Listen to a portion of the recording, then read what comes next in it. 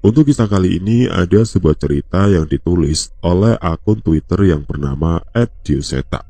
Sebelum kita masuk ke ceritanya, teman-teman tekan dulu tombol like video ini dan jangan lupa tekan juga tombol subscribe channel ini dan nyalakan juga lonceng notifikasinya agar tidak ketinggalan cerita-cerita baru dari channel ini.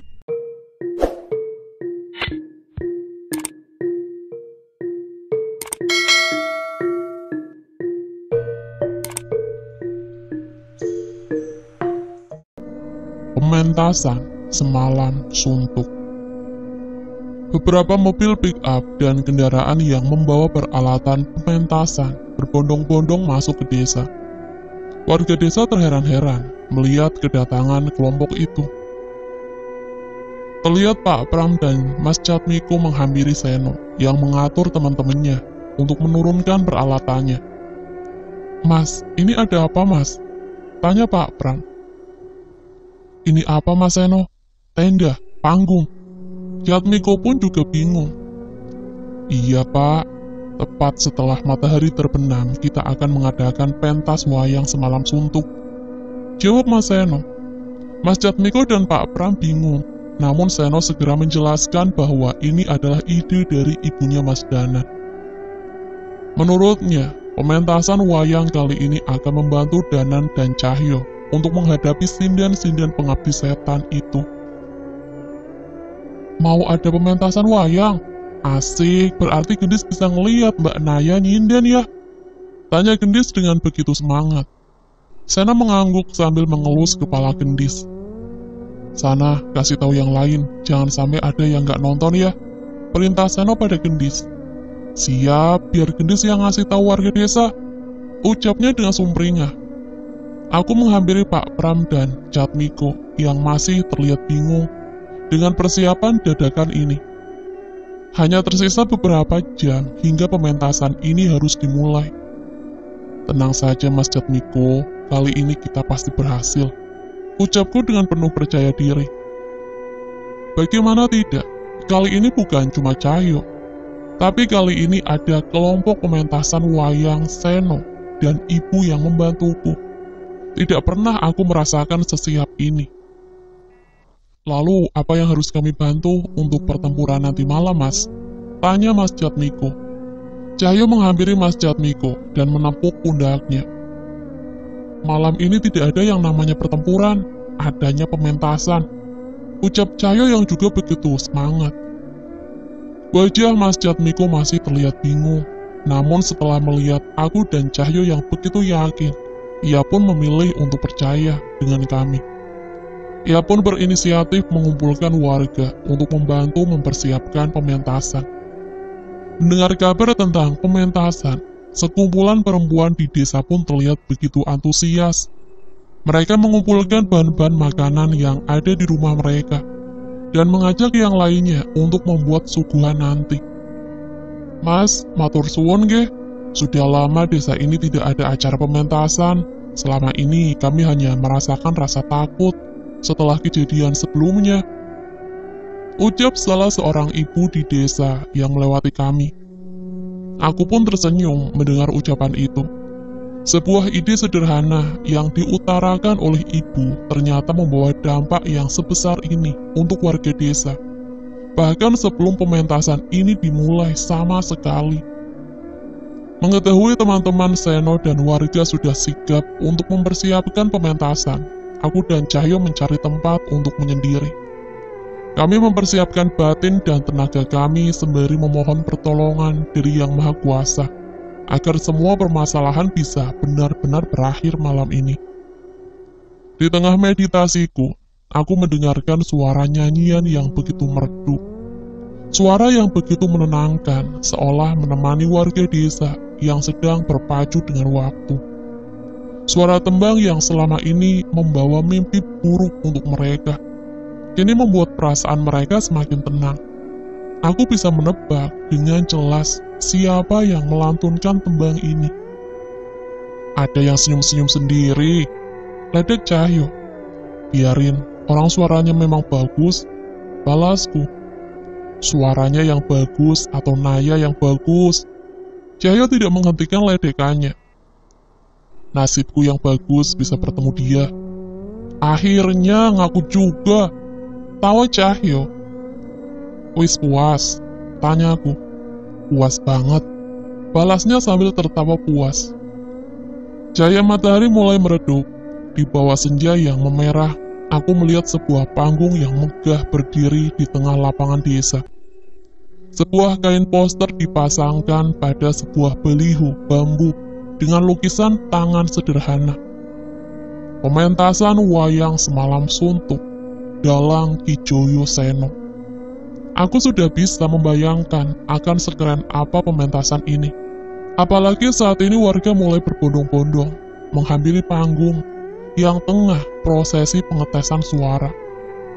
Dalang Seno itu lebih bagus loh dari Ki Joyo Talun, nggak ngebosenin. Iya, sebenarnya almarhum Ki Joyo Talun juga bagus, tapi sedikit kaku. Rupanya sudah cukup banyak juga warga yang mengenal Seno sebagai dalang. Dan beruntung, warga juga menyukai permainannya, sehingga tidak sulit untuk mengumpulkan warga. Ki Joyo Seno, gak nyangka kamu punya nama panggung yang keren. Ucapku pada Seno yang sudah bersiap di belakang panggung. Iya Nan, aku tetap pengen ngebawa nama Bapak di setiap pementasan. Semoga saja lewat pementasan wayangku, penonton hanya mengingat kehebatan Bapak dalam pewayangan dan bisa melupakan tingkah buruknya di masa tua. Jawab Sena. Cahyo tersenyum mendengar ucapan Sena. Setidaknya Ki Joyo Talun punya prestasi yang tidak terbantahkan Seno. Ucap Cahya. Apa itu Mas? Mendidik anak sehebat kamu. Ucap Cahyo. Seno pun tersenyum. Seketika aku merasakan perasaan tegangnya sudah menghilang. Kami pun berpamitan meninggalkan belakang panggung dan bergabung dengan penonton lainnya. Suara musik gamelan berbunyi disusul suara tembang yang dinyanyikan sekumpulan sinden dari padepokan Ki Joyo Talun. Aku tahu ada suara Naya di antara suara mereka. Tuh, di sebelah sana, ucap Cahyo sambil menunjuk ke arah seorang sinden. Enggak, aku nggak nyariin Naya kok. Balasku berbohong. Lah, aku nunjuk ke Bude kok bisa Naya? Ucap Cahyo sambil tertawa. Sial, aku terkena jebakan Cahyo. Memang benar, yang ditunjuk Cahyo adalah ibu yang sedang memantau dari samping panggung, lengkap dengan baju kebayanya. Sepertinya ia akan bergabung nanti. Tuh, Naya di situ. Kayaknya dia juga nyariin kamu. Dari tadi matanya kemana-mana. Tambah Cahyo.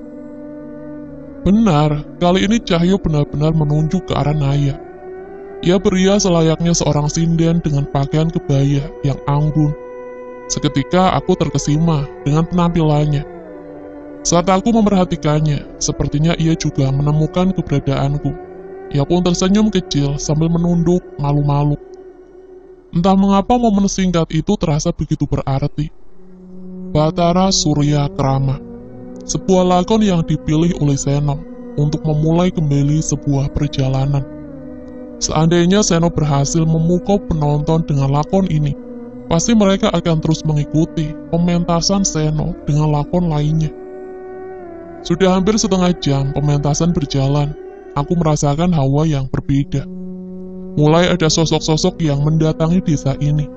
Sudah jelas mereka bukanlah manusia. Aku menoleh ke arah sekitar pementasan. Berbagai makhluk sudah berbaur dengan warga desa untuk menyaksikan pementasan. Awalnya aku dan Cahyo waspada. Namun setelah mengetahui yang datang adalah sosok roh dari pendopo, kami pun kembali tenang. Ada pementasan lain di pendopo. Terdengar salah satu roh berbisik ke arah kami. Lebih seperti sebuah perayaan, bukan sekedar pementasan. Terdengar suara lain yang melintas. Sepertinya roh-roh itu mencoba memberitahu kami. Aku pun menatap ke arah Cahyo. Kami berpikir cukup resiko bila meninggalkan warga desa saat ini. Namun sebagian roh di sana berkumpul di depan kami. Kami akan menjaga mereka sementara kalian pergi, ucap mereka. Rupanya bukan hanya warga desa yang merasa terganggu dengan adanya kutukan ini. Mereka, warga desa dari ratusan tahun yang lalu, juga turut membantu warga desa yang saat ini sedang berusaha menghentikan kutukan sinden-sinden itu. Aku pun berpamitan dan segera bergegas menuju pendopo. Baru saja memasuki hutan, perasaan mengerikan sudah meneror kami dari penjuru sisi hutan. Benar, ucapan roh itu. Suara pementasan terdengar dari arah pendopo, namun suara alunan musik yang mengalun terdengar begitu kelam dan membuatku merinding. Gila, apa-apaan ini? Ucap Cahyo yang kaget dengan apa yang ia lihat. Sekumpulan orang menari di pelataran pendopo dengan pakaian pementasan. Mereka menari seolah saling menghibur pasangannya masing-masing. Mereka manusia, tapi bukan itu yang membuat Cahyo geram. Ia segera menyadari di atas pohon-pohon tergantung jasad manusia yang sudah membusuk tanpa kepala. Sebagian kepala mereka tertumpuk di salah satu batu besar di ujung pendopo. "Tolong, ampuni kami!" Suara-suara rintihan terdengar dari kepala-kepala yang teronggok di ujung pentas itu. Seketika aku teringat perjalanan kami saat menuju Langgar Watu Bumi dan menemukan kepala Ki Joyo Talun dan teman-temannya. Rupanya memang ulah mereka. Cahyo semakin geram. Tenang Jul, tujuan mereka memang membuat kita kehilangan ketenangan. Jangan terpancing. Balasku. Cahyo mengambil nafas sedalam-dalamnya dan berusaha meredam emosinya. Tepat saat kami mendekat, suara alunan musik berubah mencekam. Seketika semua sosok yang ada di tempat itu menatap ke arah kami. Sebagian dari mereka adalah manusia. Sayang, masnya ganteng-ganteng, tapi sebentar lagi mati. Ledek salah seorang penari dengan wajah genitnya. Daripada mati, lebih baik sama aku. Masnya pasti seneng kok. Goda salah seorang sinden yang turut memeriahkan pesta itu. Iya, jangan bodoh. Kalau mati, kalian gak bisa apa-apa lagi. Salah seorang pemuda yang menjadi pasangan sinden itu menambahkan. Awalnya kami tak gentar dan terus melangkah maju pendopo. Namun tiba-tiba Cahyo terhenti dan menoleh ke arah mereka.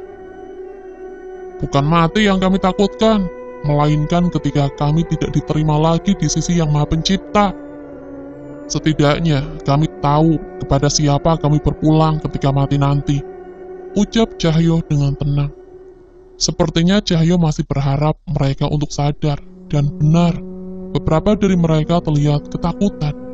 Sepertinya tidak semua menginginkan berada di posisi mereka saat ini. Ada sebagian dari mereka yang terjebak oleh tipu daya iblis.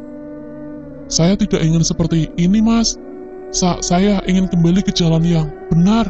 Tapi seorang wanita muncul dari arah mereka mendesak menuju ke arah Cahyo.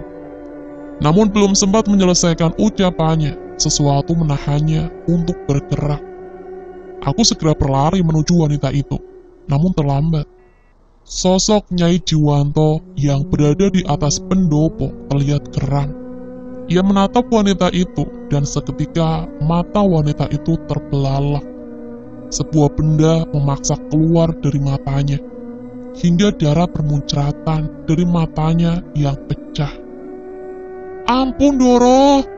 teriak wanita itu. "Kalau kalian berani berkhianat, nasib kalian akan sama seperti dia," ancam Nyai Jiwanto.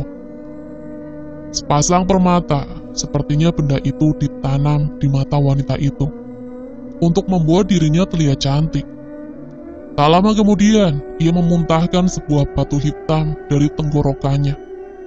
"Susuk?" tanya Cahyo. Aku mengangguk. "Bisa separah ini?" tambahnya. Benda ini masuk ke tubuh mereka secara tidak wajar. Mereka tidak tahu dari siapa kemampuan susuk yang digunakan oleh mereka. Ucapku yang masih berusaha menenangkan wanita itu. Ia masih bernafas, namun ia tak berhenti menangis menahan rasa sakitnya. Amalan penyembuhku hanya mampu menghentikan pendarahan dari wanita itu. Namun aku tidak dapat mengembalikan penglihatannya. Ini terlalu kejam. Aku tidak bisa lagi menahan perasaanku saat ini. Semoga niatmu diterima oleh Yang Maha Pencipta.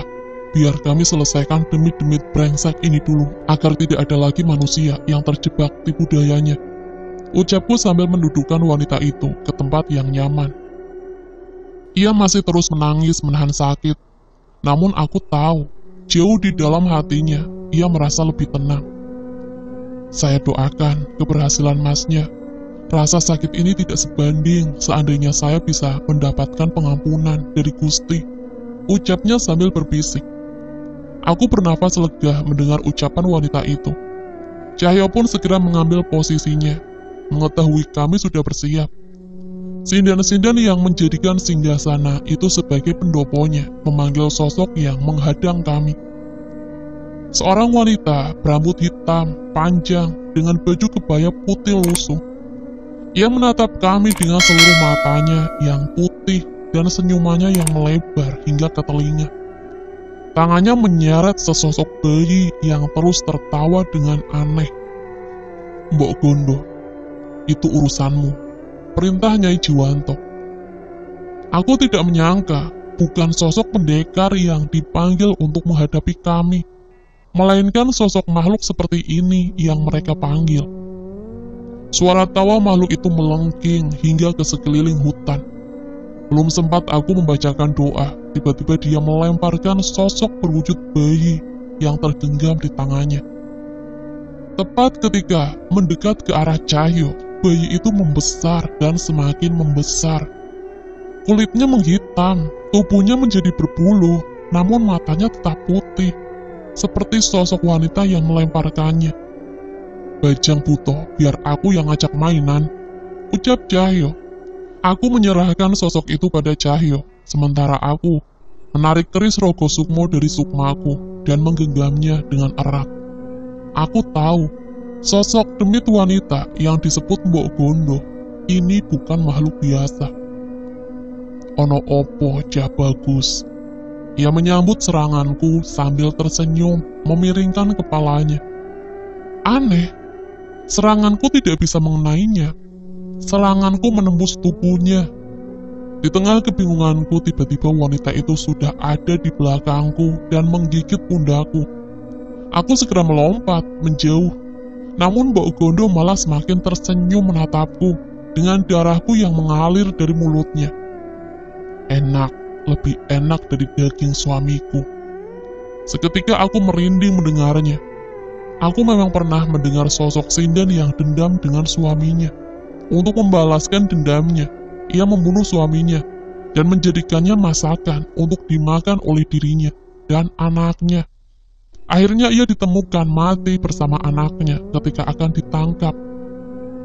Pasti dia belum pernah nyobain sayur lodeh buatan Budenan, ucap Cahyo yang masih sibuk menghindari serangan Bajang Buto.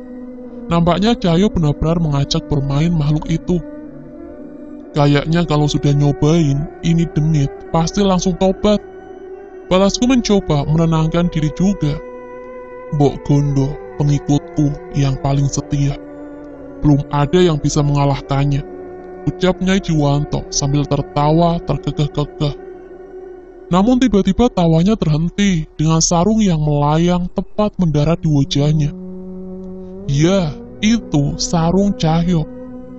Bocah kurang ajar, ucap Nyai Jiwanto terhenti saat melihat kami sudah di hadapannya.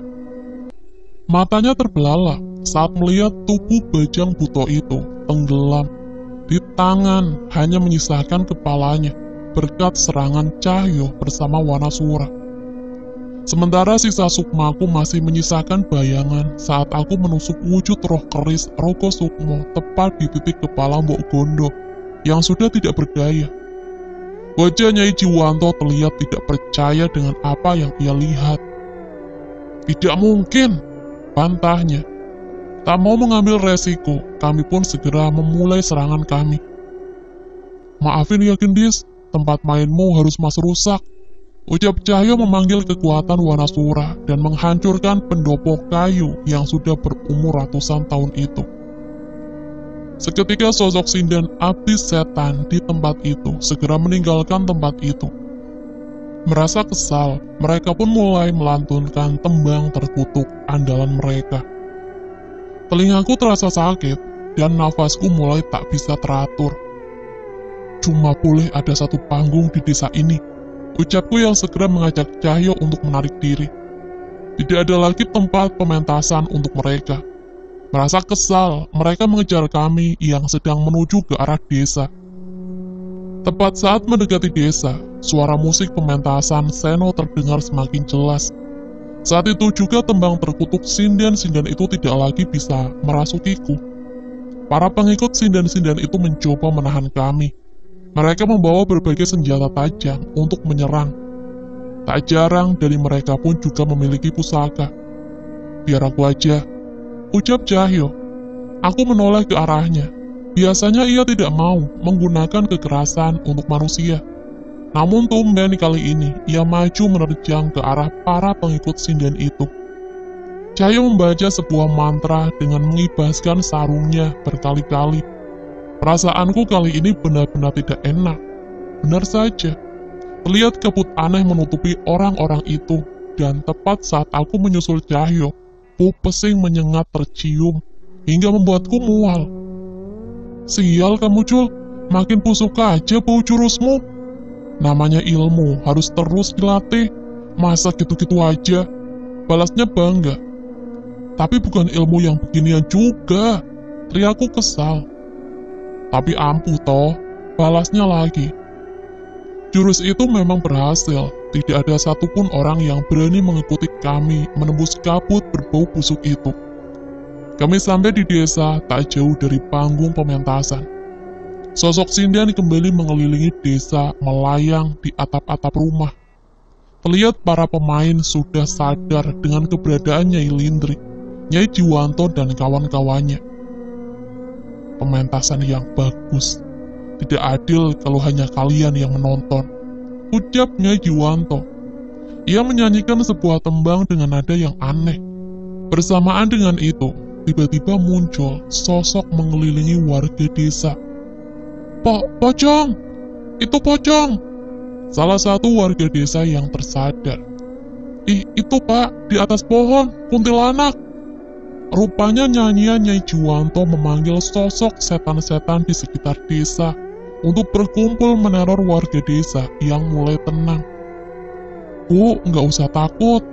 Dari tadi yang nonton bareng kita juga banyak, ucap Gendis dengan polos.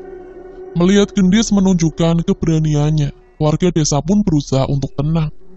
Warga desa berusaha untuk menahan takutnya, walau harus menonton bersanding dengan sosok pocong di sebelahnya. Aku tidak tinggal diam.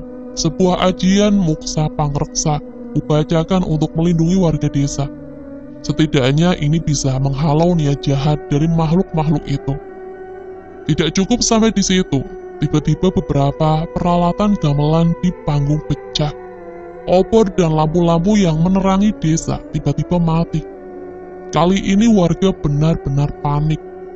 Saat akan meninggalkan pementasan, warga selalu bertatapan dengan sosok pocong dengan wajah yang sudah busuk. Tangisan histeris pun terdengar dari arah pementasan. Tidak ada makhluk yang bisa menyaingi Gusti yang Maha Perkasa.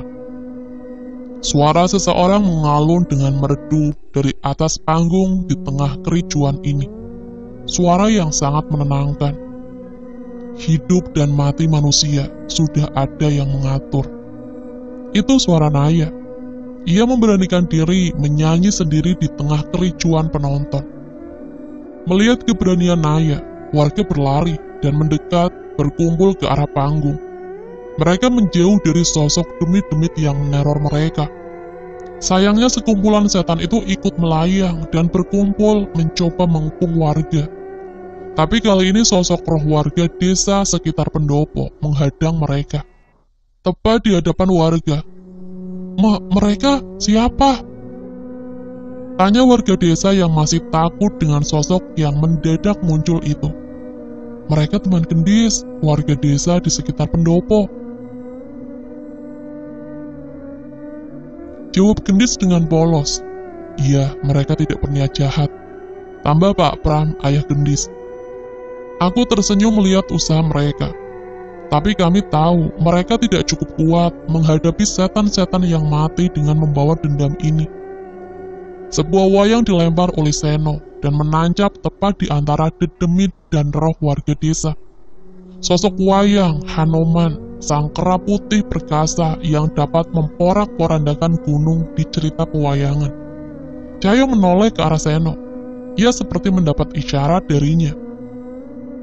Itu maksudnya, demit alas harus patuh sama penguasa alas. Cahyo menerjang demit-demit itu seorang diri dengan menyebut keras nama sahabatnya. Maksudnya sahabat gaibnya, Wanasura. Seketika suara auman terdengar ke seluruh desa. Warga desa terkesima dengan suara itu.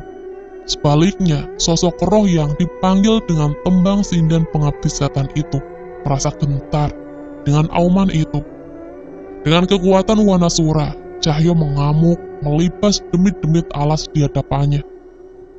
Tak mau kalah, aku segera menghampiri Nyai Jiwanto dan menghujamkan kerisku ke arahnya. Tak kusangka, ia cukup lincah untuk menahan seranganku dengan tongkatnya. Ia mengunyah sesuatu di giginya dan melepehkannya ke hadapanku.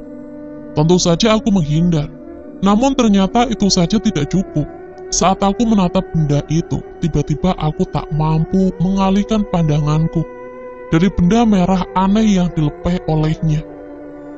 Sialnya Nyai Jiwanto dengan sigap menusukkan tongkatnya yang tajam tepat di luka tempat dulu Mbah Jurip menusukkan kerisnya. Darahku pun mengalir dari bekas luka itu. Cahyo terlihat khawatir, namun ia masih sibuk dengan demit alas yang mengeruputi dirinya. Aku pun memisahkan sebagian tubuh Sukma dari ragaku. Dari jauh aku melihat Nyai Lindri mendekat ke arah Cahyo. Aku merasakan firasat yang buruk dengan hal itu. "Cahyo, hati-hati!" teriakku. Benar saja, Nyai Lindri melayang tak jauh dari hadapan Cahyo. Matanya memerah dan tertawa dengan mengerikan. Sebuah tembang dinyanyikan tepat di hadapannya. Aku melihat Cahyo kesakitan menutup telinganya sambil meringkuk. Demit-demit di sekitarnya pun bersiap membalas serangannya. Aku ingin segera menolongnya, namun aku masih tidak bisa memalingkan diriku dari benda menjijikkan yang keluar dari mulut Nyai Jiwanto itu. Tiba-tiba terdengar Seno memukul dodogan dengan keras, menandakan ia ingin memulai pementasannya lagi. Namun kali ini tidak ada sinden lain di sekitarnya. Dengan semua peralatan yang tersedia, ia melanjutkan pementasan. Ibu, Naya, dan sinden kelompok Seno berjalan dengan anggun menghampiri Cahyo. "Ibu, jangan! Berbahaya!" teriakku. Sudah jelas aku khawatir. Mereka hanyalah manusia biasa. Sinden-sinden dan demit setan ini bisa dengan mudah menghabisi mereka. Alunan tembang terdengar dari Ibu, Naya, dan yang lainnya. Mereka menyatukan suara menutupi suara Nyai Lindri. Benar saja, Cahyo bisa kembali berdiri berkat bantuan dari mereka. Aku pun tak mau kalah. Dengan segera aku menghujamkan kerisku pada tongkat Nyai Jiwanto dan melepaskan sukmaku dari raga. Dengan cepat aku menghujamkan keris Rogo Sukmo tepat di punggung Nyai Jiwanto. Namun apa yang terjadi? Punggung Nyai Jiwanto berlubang. Ia tidak kesakitan dan malah tertawa terkekeh. Aku kembali menusuknya, namun ia tidak merasakan apapun. Di tengah kepanikanku, tiba-tiba aku melihat Nyai Lindri melesat dengan cepat ke hadapan ibu. Ia berhenti tepat di hadapan wajah ibu. Mereka bertatapan. Namun ibu tidak gentar sedikit pun. Sebaliknya, Nyai Lindri yang merasa kesal mengangkat tangannya, bersiap untuk menggenggam kepala ibu. "Mati kamu," ucap Nyai Lindri dengan kesal. Seketika aku panik, namun sesuatu yang aneh terjadi. Bukan kepala ibu yang berada di tangan Nyai Lindri. Sosok wanita. Aku kenal sosok itu. Tiba-tiba hujan turun. perlahan membasahi desa. Dia datang, Nan. Kamu manggil dia? Tawa Cahyo. Tepat dengan turunnya hujan itu, kutukan yang menyerangku menghilang. Aku bisa kembali memalingkan wajahku dan segera menjauh dari Nyai Jiwanto. Aku nggak manggil. Bagaimana dia bisa berada di sini? Ucapku sambil menghampiri sosok itu. Singkirkan tanganmu yang menjijikan dari wajahku. Ucap sosok itu. Tidak mungkin aku melupakan kejadian serupa. Aku sudah tahu setelah ini wujudnya akan menjadi mengerikan ketika berhadapan dengan Nyai Lindri. Ya, dia adalah Nyi Sendang Rangu. Sosok pelindung Sendang Rangu yang akhirnya mampu menghilangkan kutukan dan membersihkan dendam dari roh yang belum tenang. Tubuh Nyai Lindri terlihat bergetar. Ia tidak bisa menahan rasa takutnya dari sosok mengerikan Nyi Sendang Rangu yang berada di hadapannya. Siapa kamu? Ucap Nyai Lindri. Malaikat mautmu, jawab Nyi Sendang Rangu dengan wajah yang mengancam. Nyai Jiwanto segera menghampiri Nyai Lindri, diikuti sindian setan lainnya. Ayo Cahyo, ucapku mengajak Cahyo untuk membantu Nyi Sendang Rangu. Sudah Nan, gak usah. Terdengar suara ibu menghampiri kami. Tapi Bu, ucapku. Nyi Sendang Rangu menoleh ke arahku. Sekilas wajahnya berubah menjadi cantik. Jangan membantah, ikuti kata ibumu. Itu urusan wanita. Ucap Nyi Sendang Rangu yang suaranya tidak pernah gagal membuatku nyaman. Tenang aja Nan, semua sudah selesai. Ucap ibu. Selesai gimana toh Bu? Tanyaku heran. Sudah Nan, mundur dulu. Kalau ikut-ikut urusan perempuan, bisa repot. Ucap Cahyo. Mendengar ucapan Cahyo, tiba-tiba sekumpulan air besar mengguyur tubuh Cahyo seorang diri. Tidak seperti hujan ringan yang membasahiku dan yang lain. Aku tertawa, sudah jelas ini adalah ulah Nyi Sendang Rangu. Walah, gak bisa diajak bercanda toh, ujar Cahyo. Namun Nyi Sendang Rangu segera menoleh ke arah Cahyo dan seketika Cahyo menutup mulutnya dengan tangan. Sekarang kita hanya penonton, ucap ibu. Jadi ibu yang manggil Nyi Sendang Rangu? Tanyaku. Ibu mengangguk, tapi dengan sedikit ragu. Sudah pasti, jawaban ibu membuatku kaget. Aku tidak pernah menyangka ibu mengetahui tentang sosok Nyi Sendang Rangu. Ibu harus jelasin ini ke Dana nanti. Wis, kalian tenang aja, ikutin kata siapa tadi? Nyi Sendang Rangu, itu urusan wanita, ucap ibu. Bude, jangan bilang Bude baru tahu namanya Nyi Sendang Rangu. Tanya Cahyo. Ibu tersenyum mencoba menahan tawa. Sepertinya benar, ibu mengenal Nyi Sendang Rangu tanpa tahu namanya. Sepertinya nanti aku akan mendengar cerita menarik. Sekumpulan sinden menghadapi seorang Nyi Sendang Rangu. Terlihat tidak ada satupun dari mereka yang tidak gentar dengan sosok di hadapannya itu.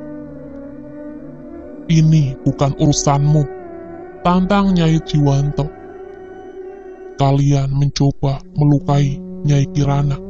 Itu artinya kalian mencari masalah denganku, ucap Nyi Sendang Rangu. Tangan Nyai Jiwanto tergenggam dengan gemetar. Ia sepertinya benar-benar takut dengan sosok makhluk di hadapannya. Untuk sekarang, kami mundur. Berikutnya, kami pastikan tidak ada yang selamat di antara kalian. Ucap Nyai Jiwanto, memerintahkan semua pengikutnya. Coba saja kalian berani pergi. Tepat saat meninggalkan hujan ini, kalian akan mendapatkan ganjaran atas perbuatan kalian. Perintah Nyi Sendang Rangu. Tidak menjawab, Nyai Jiwanto malah meludah ke arah Nyi Sendang Rangu. Nyi Sendang Rangu tidak peduli dan berpaling ke arah kami.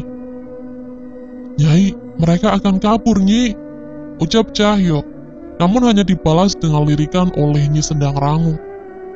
Masih nesu, bisik Cahyo padaku. Aku sekali lagi menahan tawa. Rupanya Nyi Sendang Rangu menghampiri ibu. "Terima kasih ya Nyi," ucap ibu menyambut Nyi Sendang Rangu. "Kalau Nyai Kirana gak bilang mau pentas lagi, aku pasti gak akan datang," ucapnya. "Tenang saja, saya tidak bohong kan?" balas ibu. Belum sempat melanjutkan perbincangan, tiba-tiba terdengar suara teriakan dari luar desa. Aku mengenal suara-suara itu. Itu adalah suara sinden-sinden abdi setan tadi. Tolong! Aku tidak mau ke sana!" Terlihat Nyai Jiwanto mencoba merayap masuk ke desa. Namun terlihat lengannya sudah terputus sebelah dengan luka di sekujur tubuhnya. "Nyai, tolong kami!" Hal yang sama terjadi pada Nyai Lindri dan sinden lainnya. Tubuhnya penuh dengan luka dan sosok-sosok mengerikan mencapik-capik tubuh mereka. Aku sudah peringatkan, kalian mengikat perjanjian dengan makhluk-makhluk itu. Aku hanya mempercepat waktu kalian bertemu dengannya, ucap Nyi Sendang Rangu. Warga desa yang melihatnya terlihat gemetar. Hal itu terlihat mengerikan, apalagi mereka tahu siksaan itu tidak akan berakhir selamanya, walau zaman sudah berakhir. Aku masih merasa kasihan dengan Nyai Lindri. Ia menjadi seperti ini karena dendamnya. Namun terlambat, ia memilih untuk mengabdi pada setan di akhir hayatnya. Setelahnya hujan mulai berhenti. Demit-demit Allah sudah tidak lagi menampakkan wujudnya. Sebaliknya, sosok roh warga desa di sekitar pendopo berubah tidak lagi mengerikan. Mereka terlihat seperti warga desa pada umumnya. "Nyai, berarti roh warga desa sudah bisa tenang." Tiba-tiba gendis datang menghampiri Nyi Sendang Rangu. Nyi Sendang Rangu pun menunduk menjawab pertanyaan gendis. Aku tahu ia sangat senang dengan anak kecil yang masih polos. "Belum, Duk, masih ada pementasan dulu yang harus mereka tonton," jawab Nyi Sendang Rangu. Gendis pun tersenyum. Kami melanjutkan menonton pementasan senop. Lucunya, gendis menghampiri satu persatu roh warga desa yang wujudnya tidak menyeramkan lagi. Mungkin ia tahu setelah pementasan ini mereka akan berpisah. Nyi Sendang Rangu menonton dari tempat yang tidak kami ketahui, tapi kami tahu saat ibu ikut mengambil posisi di panggung bersama sinden lainnya. Ada angin yang berhembus seolah memberi kabar bahwa Nyi Sendang Rangu sedang menikmati pementasan itu. Pementasan benar-benar berjalan semalam suntuk. Warga desa benar-benar menikmati sisa waktu pementasan tanpa adanya rasa takut. Kini mereka mempelajari suatu hal, bahwa rasa ketidakpedulian bisa memicu dendam yang membawa sebuah bencana. Apalagi sekarang mereka mengerti bahwa siapapun yang mengikat perjanjian dengan setan sudah dijanjikan neraka bagi mereka di akhir zaman nanti. "Jadi gimana ibu bisa kenal Nyi Sendang Rangu?" tanyaku tepat saat pementasan usai. "Dulu dia sering menyaksikan pementasan ibu," jawabnya singkat. "Sudah begitu saja?" tanya Cahyo. Ibu mengangguk, namun aku tidak puas dengan jawaban itu. "Lantas bagaimana cara ibu manggil Nyi Sendang Rangu? Apa mantra Sambara juga diturunkan ke ibu?" "Ngawur kamu, ibu bukan orang seperti kalian." "Terus gimana?" tanyaku yang masih penasaran. "Ibu nggak manggil, tapi ibu selalu tahu setiap ibu menyanyi. Banyak sosok hebat yang selalu setia menonton ibu. Entah kenapa Nyi Sendang Rangu yang turun. Sebenarnya ibu mengira sosok lain yang akan membantu." Sontak aku saling bertatapan dengan Cahyo. Masih ada sosok lain sehebat Nyi Sendang Rangu yang menyaksikan pementasan tadi. Sepertinya aku benar-benar tidak bisa meremehkan ibu. "Nan, pokoknya jangan sampai bikin ibumu marah," ucap Cahyo. "Iyo, setuju." Pagi itu kami memutuskan untuk beristirahat di rumah singgah sebelum besok kembali ke Padepokan Ki Joyo Talun.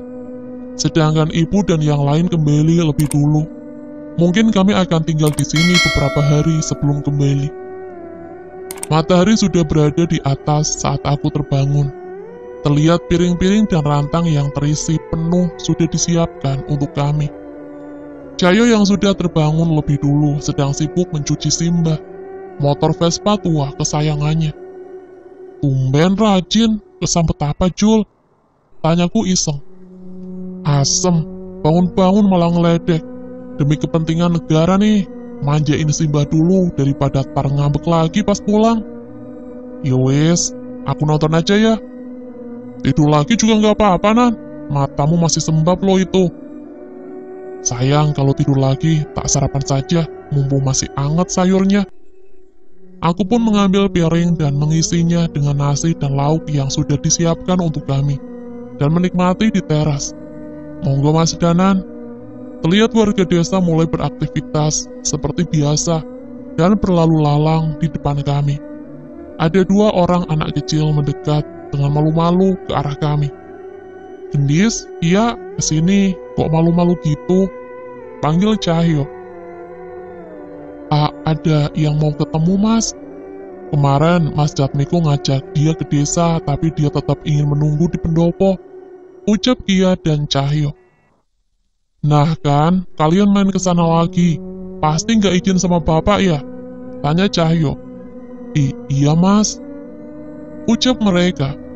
Aku menyelesaikan makanku dan mendekat ke Cahyo. Sepertinya kami tahu siapa orang yang menunggu di pendopo. Biar aku saja yang ke sana, pamitku pada Cahyo. Aku pun mampir ke rumah ayah Gendis dan ayah Kia meminta izin pada mereka.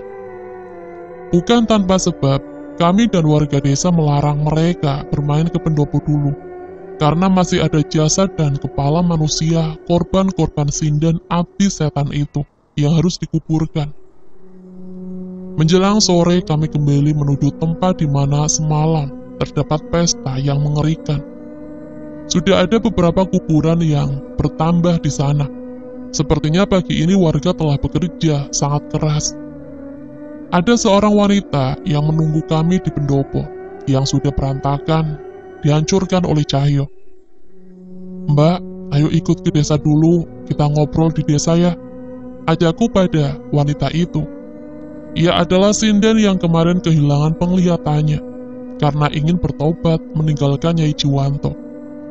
Saya malu Mas, di sini saja saya merasa nyaman. Apalagi ada anak-anak baik yang cakep-cakep bawain minuman dan buah untuk saya. Belum pernah saya merasa setenang ini, jawabnya dengan anggun. Aku mengelus kepala Gendis saat mendengar cerita dari wanita itu.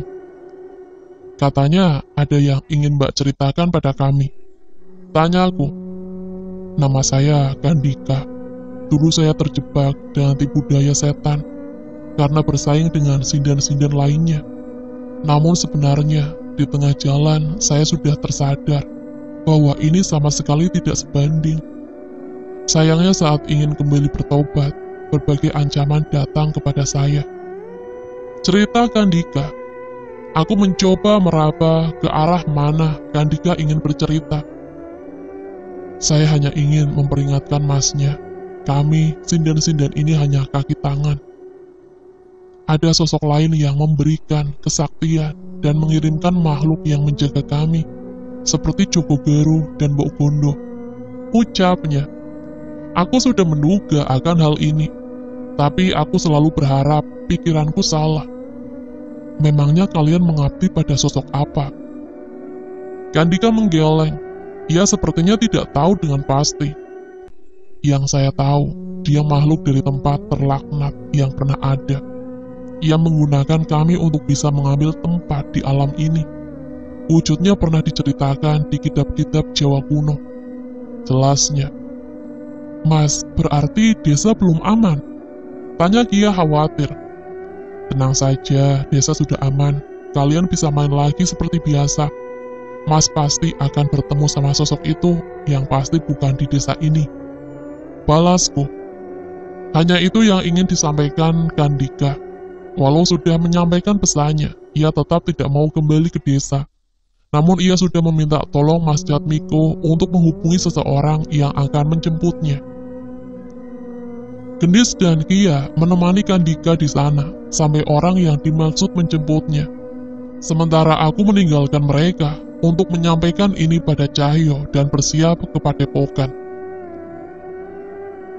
"Ibu, rajin banget sore-sore gini dandan," tegurku sambil menepuk pundak ibu yang sedang mengenakan kebayanya. Mas Danan, rupanya itu bukan ibu. Itu adalah Naya yang sedang mencoba kebaya pemberian ibu.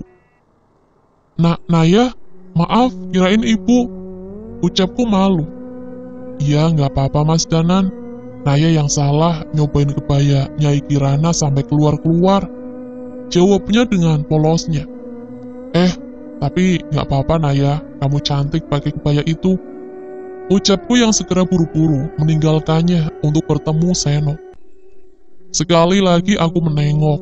Sepertinya Naya masih menatapku dari sana dengan wajah yang memerah. Aku menceritakan pada Seno tentang apa yang kudengar dari Kandika. Ia berusaha mengingat sesuatu dan mencari sesuatu dari peti milik Ki Joko Talun. Sebuah buku, bukan, lebih mirip seperti kitab kuno. Seno membawanya ke meja di ruang tengah dan membukanya di hadapan kami. "Semoga cerita yang ada di kitab ini tidak benar terjadi," ucap Seno. "Maksudmu apa, Seno? Ini kitab apa?" tanya Cahyo tidak sabar. "Ini kitab turun-temurun, tapi sebenarnya kami tidak pernah mengindahkannya. Kisah di kitab ini sangat tidak masuk akal. Kitab ini menceritakan mengenai keseimbangan di alam ini. Selalu ada hal baik di antara hal buruk, dan selalu ada hal buruk di antara hal baik. Kitab ini seolah memperingatkan akan keberadaan sosok hitam yang kelak akan bangkit, mengambil posisi di alam ini. Mereka adalah sosok yang memberikan keindahan pada sinden atau penari. Sosok yang memberikan kesaktian pada Trah dan keturunannya. Sosok yang mengikat penunggu neraka pada pusaka kuno. Dan berbagai sosok yang memanfaatkan hawa nafsu manusia untuk menjadikannya sebagai alat. Seketika aku mengingat kekuatan dari Trah Brotowongso, keris Benggolo Ireng, dan sinden-sinden yang melawan kami kemarin. "Seno, kami pernah melawan sebagian yang diceritakan oleh kitab itu," ucap Cahyo. Seno pun kaget mendengar ucapanku. Kami pun menceritakan semua kisah yang kami alami yang berhubungan dengan kitab itu. Melihat keseriusan kami, ibu mendekat dan menyimak pembicaraan kami. "Seandainya yang diceritakan di kitab itu benar, bagaimana umat manusia bisa bertahan? Aku tidak bisa membayangkan ketika dengan mudahnya manusia menjadi pengikut mereka," ucap Seno. "Menurut kitab ini, mereka akan bangkit di satu tempat yang memiliki hubungan dengan kerajaan di Setra Gandamayit," tambah Sena. Seketika bulu kuduku berdiri. Tidak mungkin tempat itu masih berada saat ini. Seandainya ada, kami tidak mungkin menghadapi makhluk dari kerajaan setan kuno itu. Ibu memegang tangan Seno dan menutup kitab itu. "Ada kitab yang lebih pantas untuk kalian yakini," ucap ibu mencoba menenangkan kami. Aku setuju, tapi mungkin kami perlu mengetahui lebih jauh tentang apa yang diceritakan kitab itu. Kitab ini menceritakan tentang sosok yang membuat kita khawatir. Tapi kitab ini tidak menceritakan tentang orang-orang yang sudah kalian temui dan siap melawan itu semua, tambah ibu lagi sambil menatap lurus ke arahku. Dari ucapan ibu, aku mengingat orang-orang dan sosok yang telah banyak membantuku. Masih ada Pak Li, Jagat, Dirga, Abah, Nyi Sendang Rangu, teman-teman dari Radio Tengah Malam, dan bahkan Mbah Wira dan Nyai Jambrong yang telah bertobat pun membantu kami. Cahyo pun menepuk pundakku, seolah berusaha menenangkanku. Benar, harusnya ia orang pertama yang masuk dalam hitunganku tadi. Seketika rasa khawatirku menghilang. Aku tersenyum pada ibu. Sejak kecil ia tidak pernah gagal menghilangkan rasa khawatirku. Beberapa gelas teh hangat diantarkan oleh Naya. Aku membalasnya dengan senyuman. Namun dalam hati, aku berbicara. Seandainya aku bisa kembali setelah semua tugas yang dipercayakan Tuhan padaku. Semoga kamu masih bersedia menungguku, Naya. Naya membalas senyumanku dengan anggun dan meninggalkan kami. Aku tahu dalam hitungan detik akan datang ledekan dari Cahyo tentangku dan Naya. Namun, aku tidak peduli. Setidaknya kali ini aku kembali merasa bersyukur bahwa Tuhan sudah menciptakan seseorang yang dekat dengan ibu dan bisa membuatku merasa nyaman.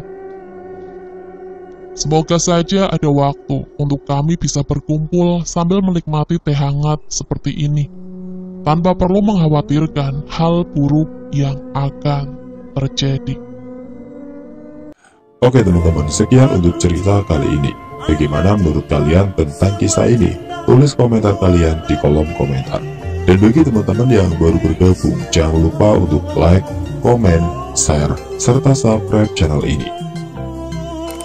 Dan nantikan kisah-kisah horor lainnya. Wassalamualaikum warahmatullahi wabarakatuh.